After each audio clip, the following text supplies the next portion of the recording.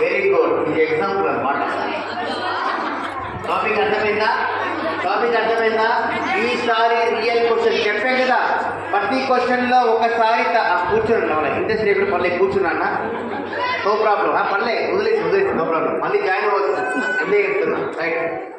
ఈసారి real question తెలియకుంటే help line వాడుకోండి. ఒకసారి తప్పు చెప్తే no second chance. Get three words చెప్పండి. తెలియకుంటే హెల్ప్ లైన్ ఒకసారి తప్పు చెప్తే no second chance. Wrong answer. A E I O దాంట్లో ఏముంది నాన్న?